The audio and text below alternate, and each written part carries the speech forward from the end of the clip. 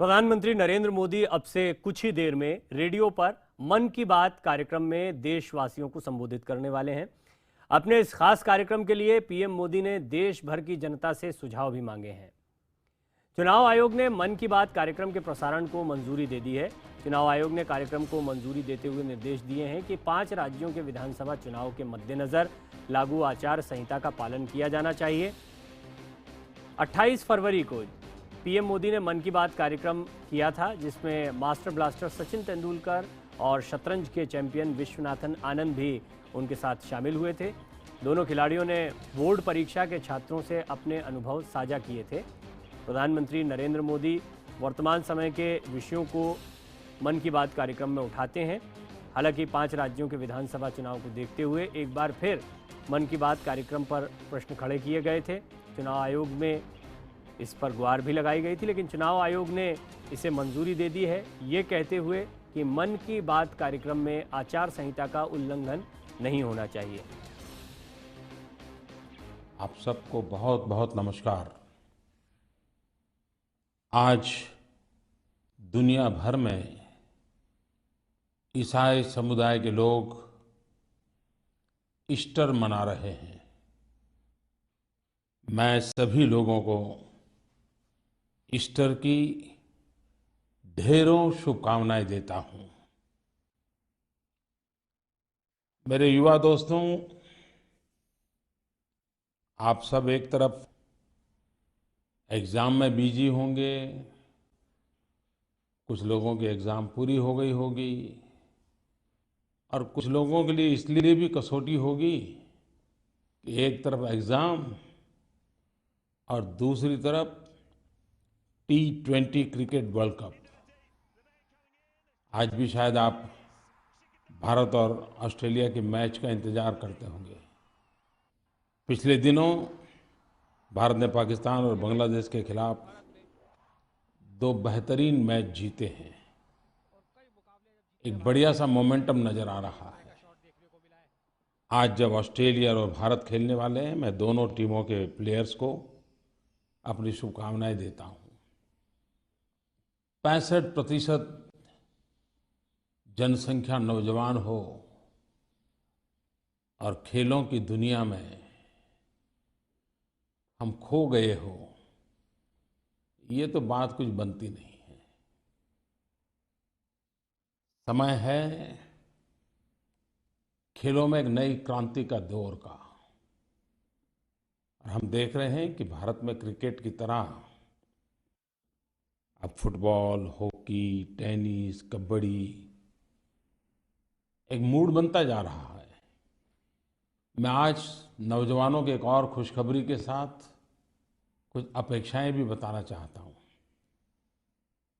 आपको शायद इस बात का तो पता चल गया होगा कि अगले वर्ष 2017 में भारत फीफा अंडर 17 विश्व कप की मेजबानी करने जा रहा है।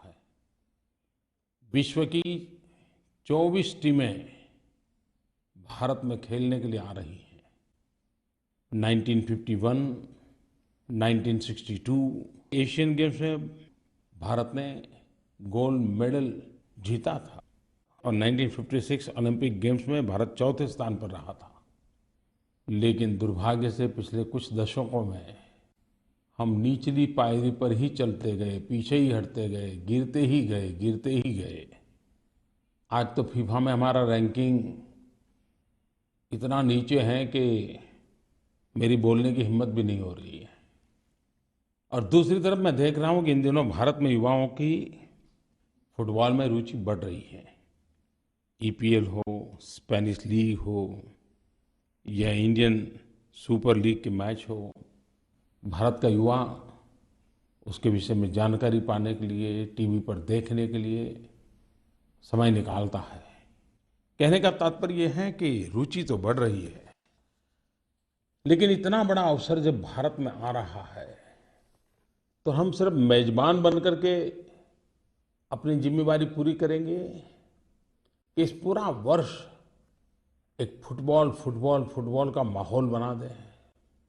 स्कूलों में, कॉलेजों में, हिंदुस्तान के हर कोने पर हमारे नौजवान, हमारे स्कूलों के बालक पसीने से तरबतर हो, चारों तरफ फुटबॉल खेला जाता हो, ये अगर करेंगे तो फिर तो मेजबानी का मजा आएगा। और इसलिए हम सब की कोशिश होनी चाहिए कि हम फुटबॉल को गांव-गांव, गली-गली कैसे पहुंचाएं। 2017 फीफा अंडर 17 विश्व कप एक ऐसा अवसर है, इस एक साल के भीतर भीतर हम चारों तरफ नौजवानों के अंदर फुटबॉल के लिए एक नया जोम भर दें, नया जुस्सा भर दें। इस मेजबानी का एक फायदा तो है ही है कि हमारे यहाँ इंफ्रास्ट्रक्चर तैयार होगा, खेल के लिए जो आवश्यक सुविधाएं हैं उस पर ध्यान जाएगा। मुझे तो इसका आनंद तब मिलेगा जब हम हर नौजवान को फुटबॉल के साथ जोड़ेंगे। दोस्तों, मैं आपसे एक अपेक्षा करता हूं, 2017 की ये मेजबानी, ये अवसर कैसा हो।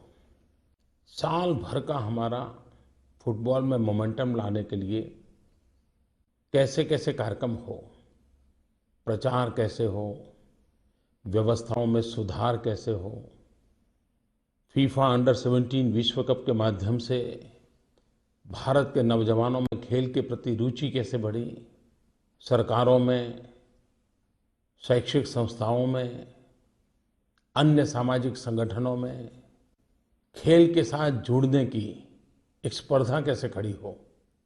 क्रिकेट में हम सब ये देख पा रहे हैं, लेकिन यही चीज और खेलों में भी लानी है।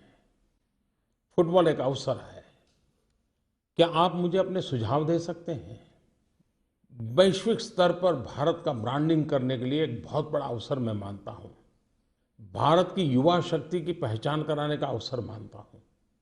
मैच के दरमियान क्या पाया क्या खोया उस अर्थ में नहीं, इस मेजबानी की तैयारी के द्वारा भी हम अपनी शक्ति को संजो सकते हैं, शक्ति को प्रकट भी कर सकते हैं और हम भारत का ब्रांडिंग भी कर सकते हैं। क्या आप मुझे नरेंद्र मोदी ऐप इस पर अपने सुझाव भेज सकते हैं क्या?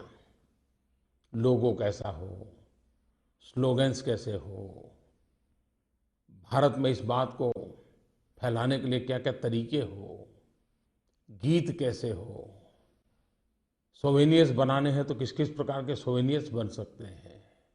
सोचिए दोस्तों, और मैं चाहूँगा कि मेरा हर नौजवान ये 2017 फीफा अंडर 17 विश्व कप का एम्बेसडर बने। आप भी इसमें शरीक होइए। भारत की पहचान बनाने का सुनहरा अवसर है। मेरे प्यारे विद्यार्थियों, छुट्टियों के दिनों में आपने पर्यटन के लिए सोचा ही होगा। बहुत कम लोग हैं जो विदेश जाते हैं, लेकिन ज़्यादातर लोग अपने अपने राज्यों में 5 दिन 7 दिन कहीं चले जाते हैं। कुछ लोग अपने राज्यों के बाहर जाते हैं। पिछली बार भी मैंने आप लोगों से एक आग्रह किया था कि आप जहाँ जाते हैं वहाँ से फोटो अपलोड कीजिए।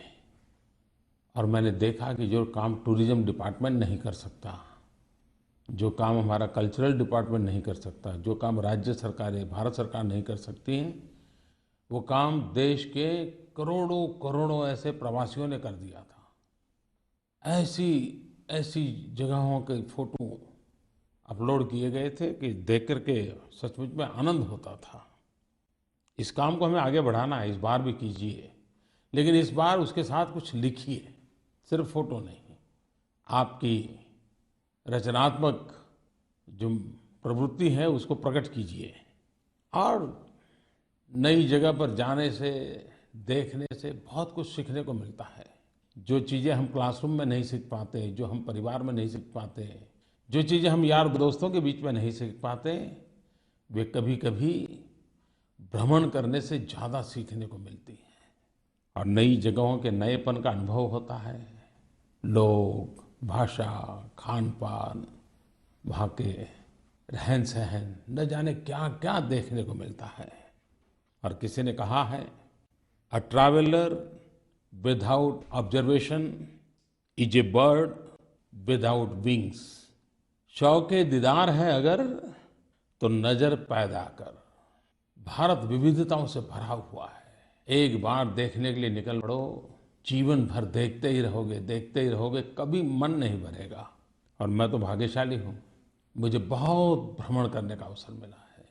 जब मुख्यमंत्री नहीं था, प्रधानमंत्री नहीं था और आप ही की तरह छोटी उम्र थी, मैंने बहुत भ्रमण किया। शायद हिंदुस्तान का कोई डिस्ट्रिक्ट नहीं होगा जहाँ मुझे जाने का अवसर न मिला हो। जिंदगी को बनाने के लिए प्रवास की एक बहुत बड़ी ताकत होती है। और अब भारत के युवकों में प्रवास में साहस जुड़ता चला जा रहा है, जिज्ञासा जुड़ती चली जा रही है। पहले की तरह वो रटे रटाए बने बनाए उसी रूट पर नहीं चला जाता है। वो कुछ नया करना चाहता है, नया देखना चाहता है। मैं इसे एक अच्छी निशानी मानता हूँ। हमारा युवा साहसिक हो, जहाँ कभी पैर नहीं रखा है वहाँ पैर रखने का उसका मन होना चाहिए। मैं कोल इंडिया को एक विशेष बधाई देना चाहता हूँ। Western coalfields limited WCL, Nagpur के पास सावनेर जहाँ कोल माइंस है, उस कोल माइंस में उन्होंने eco friendly mine tourism circuit develop किया है। आमतौर पर हम लोगों की सोच है कि कोल माइंस यानी दूर ही रहना। वहाँ के लोगों की तस्वीरें जो हम देखते हैं तो हमें लगता है वहाँ जाने जैसा क्या होगा। और हमारे यहाँ तो कहावत भी रहती है, कोयले में हाथ काले, तो लोग यूं ही दूर भागते हैं। लेकिन उसी कोयले को टूरिज्म का डेस्टिनेशन बना देना। और मैं खुश हूँ कि अभी अभी तो ये शुरुआत हुई है और अब तक करीब करीब 10,000 से ज़्यादा लोगों ने नागपुर के पास सावनेर गांव के निकट ये इको फ्रेंडली माइन टूरिज्म की मुलाकात की है। ये अपने आप में कुछ नया देखने का अवसर देती है। मैं आशा करता हूं कि इन छुट्टियों में जब प्रवास पर जाएं तो स्वच्छता में आप कुछ योगदान दे सकते हैं क्या? इन दिनों एक बात नजर आ रही है, भले वो कम मात्रा में हो, अभी भी आलोचना करनी है तो अवसर भी है, लेकिन फिर भी अगर हम ये कहें कि एक जागरूकता आई है, टूरिज्म प्लेसेस पर लोग स्वच्छता बनाए रखने का प्रयास कर रहे हैं, टूरिस्ट भी कर रहे हैं और जो टूरिस्ट डेस्टिनेशन के स्थान पर स्थायी रूप से रहने वाले लोग भी कुछ न कुछ कर रहे हैं। हो सकता है बहुत वैज्ञानिक तरीके से नहीं होगा, लेकिन हो रहा है। आप भी एक टूरिस्ट के नाते टूरिस्ट डेस्टिनेशन पर स्वच्छता, उस पर आप बल दे सकते हैं क्या? मुझे विश्वास है मेरे नौजवान मुझे इसमें जरूर मदद करेंगे। और ये बात सही है कि टूरिज्म सबसे ज्यादा रोजगार देने वाला क्षेत्र है। गरीब से गरीब व्यक्ति कमाता है और जब टूरिस्ट डेस्टिनेशन पर जाता है, गरीब टूरिस्ट जाएगा तो भी कुछ तो लेगा, अमीर होगा तो ज्यादा खर्चा करेगा। और टूरिज्म के द्वारा बहुत रोजगार की संभावना है। विश्व की तुलना में भारत टूरिज्म में भी बहुत पीछे है, लेकिन हम 125 करोड़ देशवासी हम तय करें कि हमें अपने टूरिज्म को बल देना है तो हम दुनिया को आकर्षित कर सकते हैं। विश्व के टूरिज्म के बहुत बड़े हिस्से को हम हमारी ओर आकर्षित कर सकते हैं और हमारे देश के करोड़ों करोड़ों नौजवानों को नए रोजगार के अवसर उपलब्ध करा सकते हैं। सरकार हो, संस्थाएं हो, समाज हो, नागरिक हो, हम सब ने मिलकर के करने का ये काम है। आइए हम उस दिशा में कुछ प्रयास करें।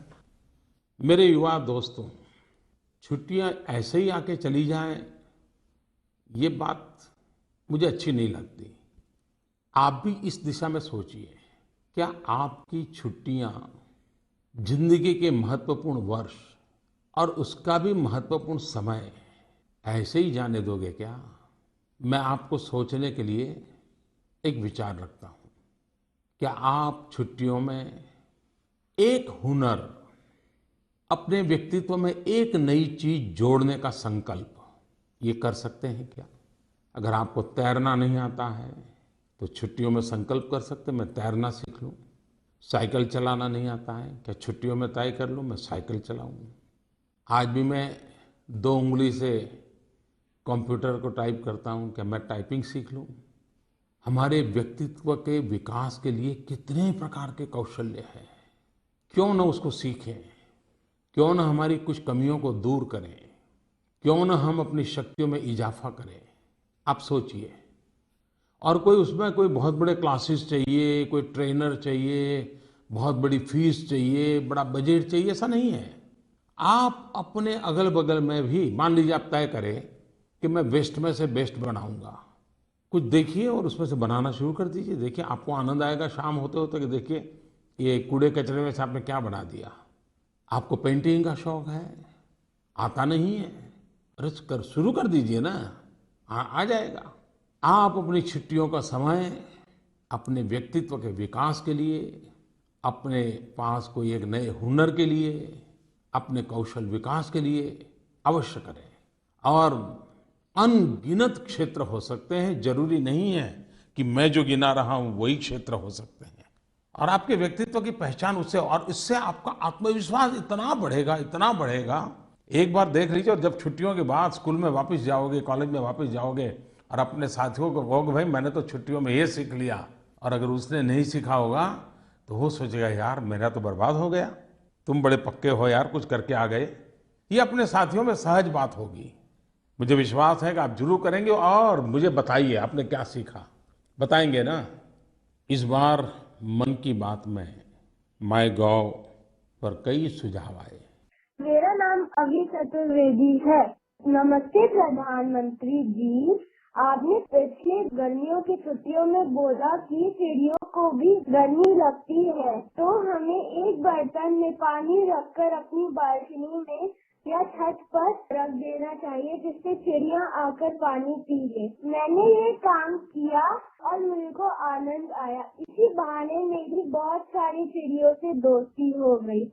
मैं आपसे विनती करता हूँ कि आप इस कार्य को वापस मन की बात में दोहराएं। धन्यवाद।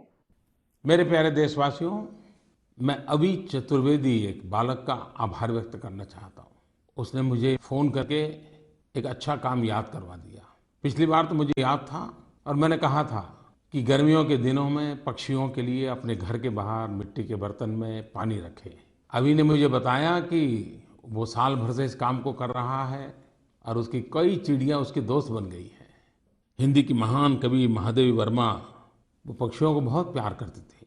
उन्होंने अपनी एक कविता में लिखा था, तुझको दूर न जाने देंगे, दानों से आंगन भर देंगे, और हौज में भर देंगे हम मीठा मीठा ठंडा पानी।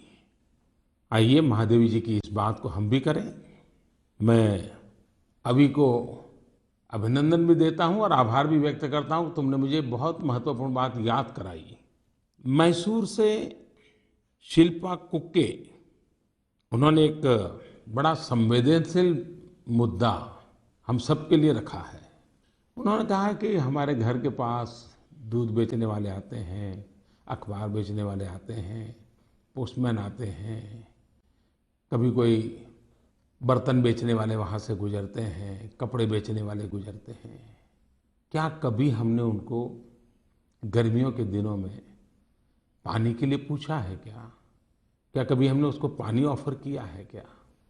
शिल्पा, मैं आपका बहुत आभारी हूँ। आपने बहुत संवेदनशील विषय को बड़े सामान्य सरल तरीके से रख दिया। ये बात सही है, बात छोटी होती है, लेकिन गर्मी के बीच अगर पोस्टमैन घर के पास आया और हमने पानी पिलाया, कितना अच्छा लगेगा उसको। खैर, भारत में तो ये स्वभाव है ही है। लेकिन शिल्पा, मैं आभारी हूँ कि तुमने इन चीज़ों को ऑब्जर्व किया। मेरे प्यारे किसान भाइयों बहनों, डिजिटल इंडिया आपने बहुत सुना होगा। कुछ लोगों को लगता है कि डिजिटल इंडिया तो शहर के नौजवानों की दुनिया है। जी नहीं, आपको खुशी होगी कि एक किसान सुविधा ऐप आप सबकी सेवा में प्रस्तुत किया है। कि किसान सुविधा ऐप के माध्यम से अगर आप उसको अपने मोबाइल फ़ोन में डाउनलोड करते हैं तो आपको कृषि संबंधी, वेदर संबंधी बहुत सारी जानकारियां अपनी हथेली में ही मिल जाएगी। बाजार का हाल क्या है, मंडियों में क्या स्थिति है, इन दिनों अच्छी फसल का क्या दौर चल रहा है, दवाइयाँ कौन सी उपयुक्त होती हैं, कई विषय उस पर है। इतना ही नहीं, इसमें एक बटन ऐसा है कि जो सीधा सीधा आपको कृषि विज्ञानियों के साथ जोड़ देता है, एक्सपर्ट के साथ जोड़ देता है। और आप अपना कोई सवाल उसको सामने रखोगे तो वो जवाब देता है, समझाता है आपको। मैं आशा करता हूँ कि मेरे किसान भाई बहन इस किसान सुविधा ऐप को अपने मोबाइल फ़ोन पर डाउनलोड करें और ट्राई तो कीजिए, उसमें से कुछ आपके काम आता है क्या। और फिर भी कुछ कमी महसूस होती है तो आप मुझे शिकायत भी कर दीजिए। मेरे किसान भाइयों बहनों, बाकियों के लिए तो गर्मी छुट्टियों के लिए अवसर होता है, लेकिन किसान के लिए तो और पसीना बहाने का अवसर बन जाता है। वो वर्षा का इंतज़ार करता है और इंतज़ार के पहले किसान अपने खेत को तैयार करने के लिए जी जान से जुट जाता है, ताकि वो बारिश की एक बूंद भी बर्बाद होने नहीं देना चाहता है। किसानी के लिए, किसानी की सीजन शुरू होने से पहले का यह समय बड़ा महत्वपूर्ण होता है। लेकिन हम देशवासियों को भी सोचना होगा कि पानी के बिना क्या होगा। क्या ये समय हम अपने तालाब, अपने यहाँ की पानी बहने के रास्ते, तालाबों में पानी आने के जो मार्ग होते हैं, जहाँ पर कूड़ा कचरा या कुछ न कुछ एंक्रोचमेंट हो जाता है तो पानी आना बंद हो जाता है और उसके कारण जल संग्रह धीरे धीरे धीरे कम होता जा रहा है। क्या हम उन पुरानी जगहों को फिर से एक बार खुदाई करके, सफाई करके अधिक जल संचय के लिए तैयार कर सकते हैं क्या? जितना पानी बचाएंगे, तो पहली बारिश में भी अगर पानी बचा लिया, तालाब भर गए, हमारे नदी नाले भर गए, तो कभी पीछे बारिश रुक भी जाए तो हमारा नुकसान कम होता है। इस बार आपने देखा होगा 5 लाख तालाब, खेत तालाब बनाने का बीड़ा उठाया है। मनरेगा से भी जल संचय के लिए एसेट्स क्रिएट करने की तरफ बल दिया है। गांव-गांव पानी बचाओ, आने वाली बारिश में बूंद बूंद पानी कैसे बचाएं, गांव का पानी गांव में रहे, ये अभियान कैसे चलाएं। आप योजना बनाइए, सरकार की योजनाओं से जुड़िए, ताकि एक ऐसा जन आंदोलन खड़ा करें जिसके पानी का महात्मा भी समझे और पानी संचय के लिए हर कोई जुड़े। देश में कई ऐसे गांव होंगे, कई ऐसे प्रगतिशील किसान होंगे, कई ऐसे जागरूक नागरिक होंगे जिन्होंने इस काम को किया होगा, लेकिन फिर भी अभी और ज़्यादा करने की आवश्यकता है। मेरे किसान भाइयों बहनों, मैं एक बार आज फिर से दोहराना चाहता हूँ, क्योंकि अभी पिछले दिनों भारत सरकार ने एक बहुत बड़ा किसान मेला लगाया था और मैंने देखा कि क्या क्या आधुनिक टेक्नोलॉजी आई है और कितना बदलाव आया है कृषि क्षेत्र में। लेकिन फिर भी अभी खेतों तक उसे पहुंचाना है और अब किसान भी कहने लगा है कि भाई अब तो फर्टिलाइजर कम करना है। मैं इसका स्वागत करता हूं। अधिक फर्टिलाइजर के दुरुपयोग ने हमारी इस धरती माँ को बीमार कर दिया है और हम धरती माँ के बेटे हैं, संतान है। हम अपनी इस धरती माँ को बीमार कैसे देख सकते हैं। अच्छे मसाले डालें तो खाना कितना बढ़िया बनता है, लेकिन अच्छे से अच्छे मसाले भी अगर ज़्यादा मात्रा में डाल दें तो वो खाना खाने का मन करता है क्या? वही खाना बुरा लगता है ना। ये फर्टिलाइज़र का भी ऐसा ही है। कितना ही उत्तम फर्टिलाइज़र क्यों न हो, लेकिन हद से ज़्यादा उपयोग करेंगे तो वो बर्बादी का कारण बन जाएगा। हर चीज़ बैलेंस होनी चाहिए और इससे खर्चा भी कम होगा, पैसे आपके बचेंगे। और हमारा तो मत है कम कॉस्ट ज़्यादा आउटपुट, कम लागत ज़्यादा पावत। इसी मंत्र को लेकर के चलना चाहिए और वैज्ञानिक तौर तरीकों से हम अपने कृषि को आगे बढ़ाना चाहिए। मैं आशा करता हूँ कि जल संचय में जो भी आवश्यक काम करना पड़े, हमारे पास 1-2 महीने हैं बारिश आने तक, हम पूरे मनोयोग से इसको करें। जितना पानी बचेगा किसानी को उतना ही ज़्यादा लाभ होगा, जिंदगी उतनी ही ज़्यादा बचेगी। मेरे प्यारे देशवासियों, 7 अप्रैल को वर्ल्ड हेल्थ डे है और इस बार दुनिया ने वर्ल्ड हेल्थ डे को बीट डायबिटीज इस थीम पर केंद्रित किया है। डायबिटीज को परास्त करिए। डायबिटीज एक ऐसा मेजबान है कि वो हर बीमारी की मेजबानी करने के लिए आतुर रहता है। एक बार अगर डायबिटीज घुस गया तो उसके पीछे ढेर सारे बीमारी रूपी मेहमान अपने घर में शरीर में घुस जाते हैं। कहते हैं कि 2014 में भारत में करीब 6.5 करोड़ डायबिटीज के मरीज थे। 3% मृत्यु का कारण कहते हैं कि डायबिटीज पाया गया। और डायबिटीज के दो प्रकार होते हैं, एक टाइप 1, टाइप 2। टाइप 1 में वंशगत रहता है, हेरिडिटरी है, माता पिता को है इसलिए बालक को होता है। और टाइप 2 आदतों के कारण, उम्र के कारण, मोटापे के कारण हम उसको निमंत्रण देकर के बुलाते हैं। दुनिया डायबिटीज से चिंतित है, इसलिए 7 तारीख को वर्ल्ड हेल्थ डे में इसको थीम रखा गया है। हम सब जानते हैं कि हमारी लाइफस्टाइल उसके लिए सबसे बड़ा कारण है। शारीरिक श्रम कम हो रहा है, पसीने का नामो निशान नहीं है, चलना फिरना हो नहीं रहा है। खेल भी खेलेंगे तो ऑनलाइन खेलते हैं, ऑफलाइन कुछ नहीं हो रहा है। क्या हम 7 तारीख से कुछ प्रेरणा लेकर के अपने निजी जीवन में डायबिटीज को परास्त करने के लिए कुछ कर सकते हैं क्या? आपको योगा में रुचि है तो योगा कीजिए, नहीं तो कम से कम दौड़ने चलने के लिए तो जाइए। अगर मेरे देश का हर नागरिक स्वस्थ होगा तो मेरा भारत भी तो स्वस्थ होगा। कभी कभार हम संकोचवश मेडिकल चेकअप नहीं करवाते हैं और फिर बहुत बुरे हाल होने के बाद ध्यान में आता है, ओहो मेरा तो बहुत पुराना डायबिटीज था, चेक करने में क्या जाता है, इतना तो कर लीजिए। और अब तो सारी बातें उपलब्ध हैं, बहुत आसानी से हो जाती हैं। आप जरूर उसकी चिंता कीजिए। 24 मार्च को दुनिया ने टीबी डे मनाया। जब मैं छोटा था तो टीबी का नाम सुनते ही डर जाते थे, ऐसा लगता था कि बस अब तो मौत आ गई। लेकिन अब टीबी से डर नहीं लगता है, क्योंकि सबको मालूम है कि टीबी का उपचार हो सकता है और आसानी से हो सकता है। लेकिन जब टीबी और मौत जुड़ गए थे तो हम डरते थे, लेकिन अब टीबी के प्रति हम बेपरवाह हो गए हैं। दुनिया की तुलना में टीबी के मरीजों की संख्या हमारे यहाँ बहुत है। टीबी से अगर मुक्ति पानी है तो एक तो करेक्ट ट्रीटमेंट चाहिए और कंप्लीट ट्रीटमेंट चाहिए। सही उपचार हो और पूरा उपचार हो। बीच में से छोड़ दिया तो वो मुसीबत नई पैदा कर देता है। अच्छा, टीबी तो एक ऐसी चीज है कि अड़ोस पड़ोस के लोग भी तय कर सकते हैं, अरे भाई चेक करो, देखो तुम्हें टीबी हो गया होगा। खांसी आ रही है, बुखार रहता है, वजन कम होने लगता है, तो अड़ोस पड़ोस को भी पता चल जाता है कि देखो यार उसको तो कहीं टीबी बीबी तो नहीं हुआ। इसका मतलब हुआ कि ये बीमारी ऐसी है कि जिसको जल्द जांच की जा सकती है।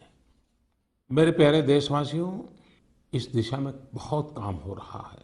13,500 से अधिक माइक्रोस्कोपी सेंटर हैं, 4 लाख से अधिक डॉट प्रोवाइडर हैं, अनेक एडवांस लैब हैं और सारी सेवाएं मुफ्त में हैं। आप एक बार जांच तो करवा लीजिए और ये बीमारी जा सकती है, बस सही उपचार हो और बीमारी नष्ट होने तक उपचार जारी रहे। मैं आपसे आग्रह करूंगा कि चाहे टीबी हो या डायबिटीज हो, हमें उसे परास्त करना है। भारत को हमें इन बीमारियों से मुक्ति दिलानी है, लेकिन ये सरकार, डॉक्टर, दवाई से नहीं होता है जब तक कि आप न करें। और इसलिए मैं आज मेरे देशवासियों से आग्रह करता हूं कि हम डायबिटीज को परास्त करें, टीबी से मुक्ति पाएं। मेरे प्यारे देशवासियों, अप्रैल महीने में कई महत्वपूर्ण अवसर आ रहे हैं। विशेषकर 14 अप्रैल भीमराव बाबा साहब आम्बेडकर का जन्मदिन, उनकी 125वीं जयंती साल भर पूरे देश में मनाई गई। एक पंचतीर्थ, मऊ उनका जन्म स्थान, लंदन में उनकी शिक्षा हुई, नागपुर में उनकी दीक्षा हुई, 26 अलीपुर रोड में उनका महापरिनिर्वाण हुआ और मुंबई में जहां उनका अंतिम संस्कार हुआ वो चैत्य भूमि। इन 5 तीर्थ के विकास के लिए हम लगातार कोशिश कर रहे हैं। मेरा सौभाग्य है कि मुझे इस वर्ष 14 अप्रैल को पूज्य बाबा साहब आम्बेडकर की जन्मस्थली मऊ जाने का सौभाग्य मिल रहा है। एक उत्तम नागरिक बनने के लिए बाबा साहब ने हमें बहुत कुछ दिया है। उस रास्ते पर चल करके एक उत्तम नागरिक बन करके उनको हम बहुत बड़ी श्रद्धांजलि दे सकते हैं। कुछ ही दिनों में विक्रम संवत की शुरुआत होगी, नया विक्रम संवत आएगा। अलग अलग राज्यों में अलग अलग रूप से मनाया जाता है। कोई उसे नव संवत्सर कहता है, कोई गुड़ी पड़वा कहता है, कोई वर्ष प्रतिपदा कहता है, कोई उगादि कहता है। लेकिन हिंदुस्तान के करीब करीब सभी क्षेत्रों में इसका महात्म्य है। मेरी नववर्ष के लिए सबको बहुत बहुत शुभकामनाएं हैं। आप जानते हैं मैंने पिछली बार भी कहा था कि मेरे मन की बात को सुनने के लिए कभी भी सुन सकते हैं, करीब करीब 20 भाषाओं में सुन सकते हैं, आपके अपने समय पर सुन सकते हैं, आपके अपने मोबाइल फ़ोन पर सुन सकते हैं। बस सिर्फ आपको एक मिस कॉल करना होता है। और मुझे खुशी है कि इस सेवा का लाभ अभी तो 1 महीना मुश्किल से हुआ है, लेकिन 35 लाख लोगों ने इसका फ़ायदा उठाया। आप भी नंबर लिख लीजिए 81908 81908। मैं रिपीट करता हूँ 81908 81908। आप मिस कॉल करिए और जब भी आपकी सुविधा हो, पुरानी मन की बात भी सुनना चाहते हो तो भी सुन सकते हो, आपकी अपनी भाषा में सुन सकते हो। मुझे खुशी होगी आपके साथ जुड़े रहने की। मेरे प्यारे देशवासियों, आप सबको बहुत बहुत शुभकामनाएं। बहुत बहुत धन्यवाद।